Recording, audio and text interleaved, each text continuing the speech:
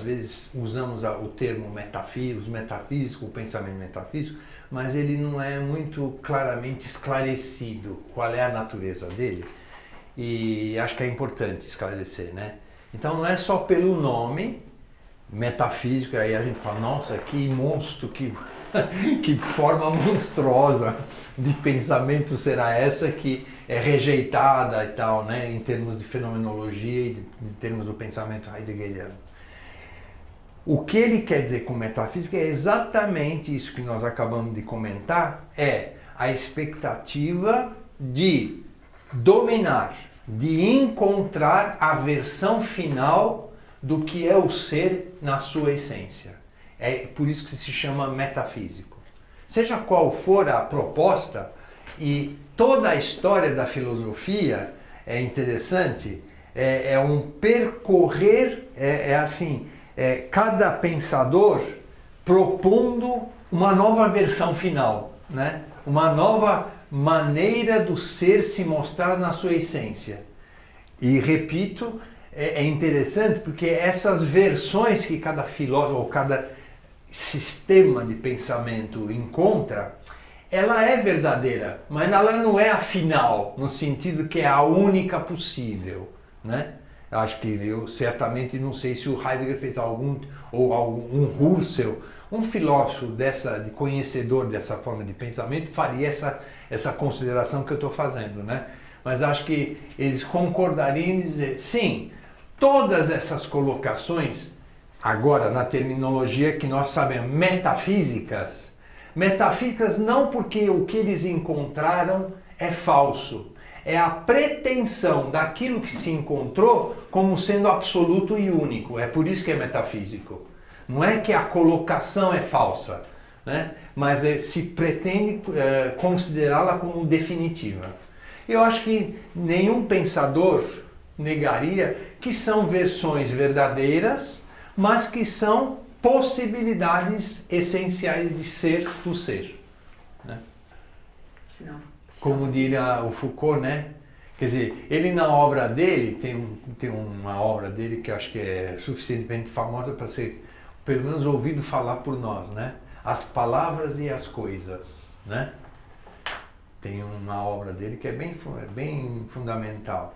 E eu sempre digo que pela importância da língua, da linguagem, esse título poderia ser traduzido como, sabe aquela coisa assim, entre parênteses, como subtítulo do livro, as palavras são as coisas.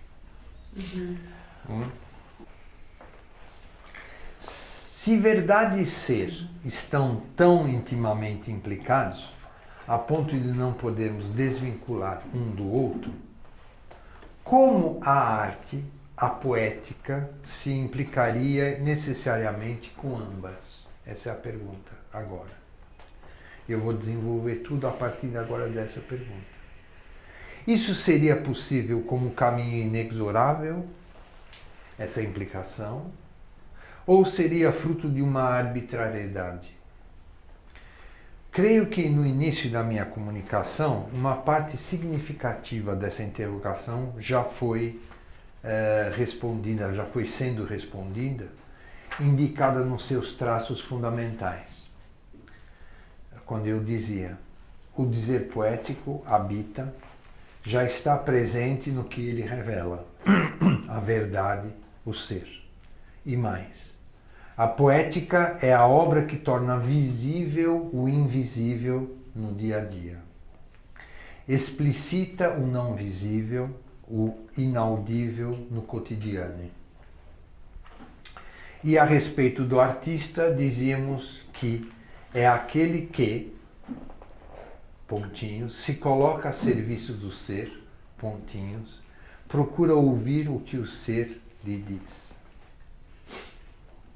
A pintura, como obra poética, como toda pintura procura ser, é um trabalho do homem que articula de uma maneira peculiar os entes e os seus sentidos de ser, não pelo prazer estético, não pela necessidade subjetiva do pintor, mas como consumação de um chamado, de um apelo que o ser, que o que está silenciosamente presente em tudo o que é, dirige ao pintor. Só ele.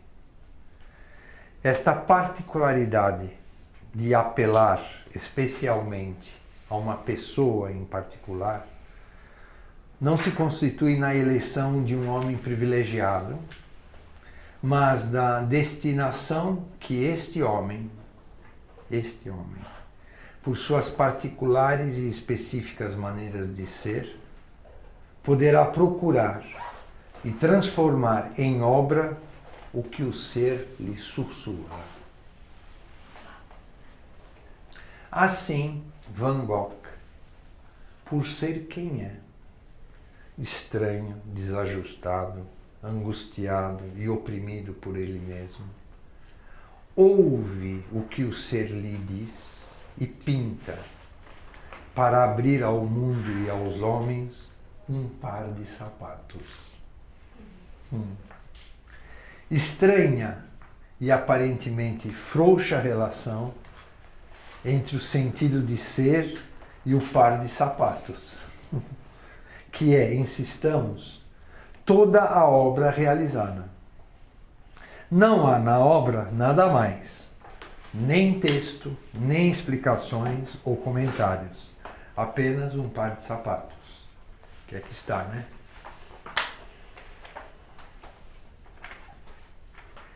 De que maneira, como esse par de sapatos poderá nos mostrar, nos dizer mais do que ele mostra? 2 pontos. Um par de sapatos usados e, por sinal, bastante desgastados. Neste comentário pergunta, um par de sapatos usados e bastante desgastados, já se esboça uma relação entre nós, que fazemos a pergunta, e o que se mostra na pintura, na obra.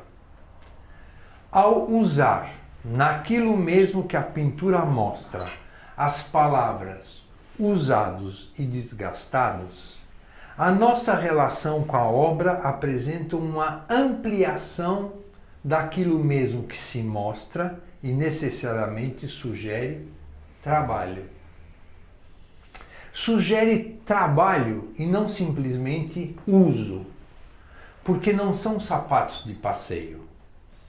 Podemos dizer sapatos para todas as ocasiões. E o que está se mostrando pelo modo como nossa relação com a obra, o que está acontecendo?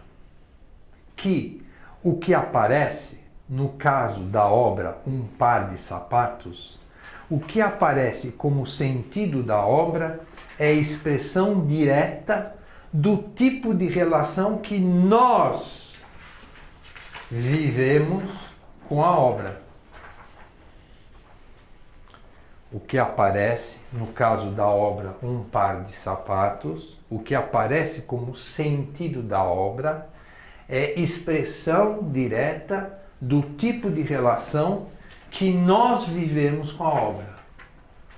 Eu estou colocando assim, é a obra, mas quem enxerga essa obra? Quem entra em contato e como entra em contato com essa obra?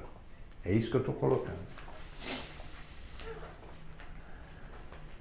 Uma relação de soslaio, de raspão, digamos assim, em que não vivemos um determo-nos com a obra, em que vivemos para a obra uma relação de passagem, revela assim algo.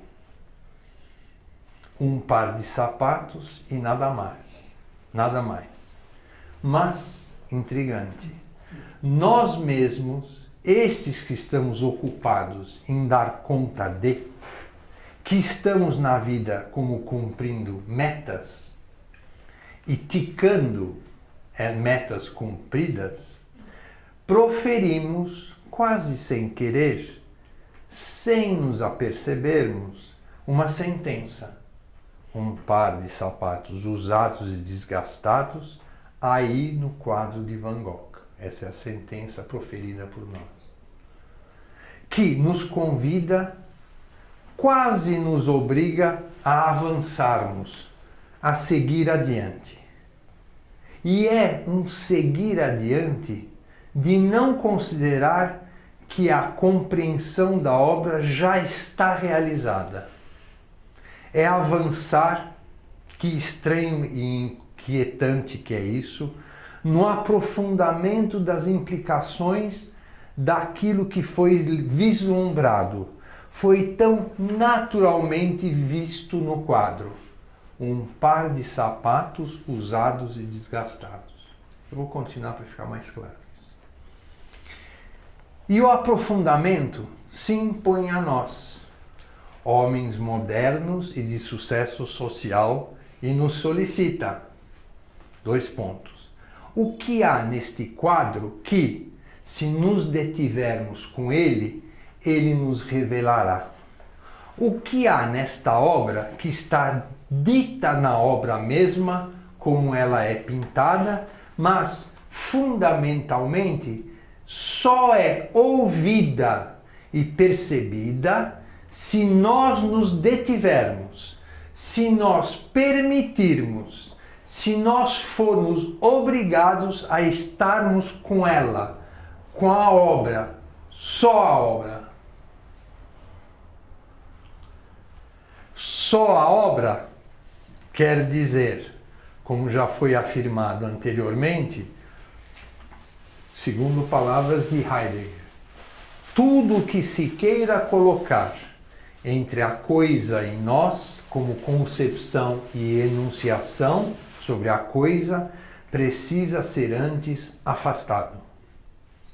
E então, com a obra, nos aprofundando a partir de um par de sapatos usados e desgastados, não podemos deixar de incluir usados e desgastados por alguém cuja existência é usada e desgastada.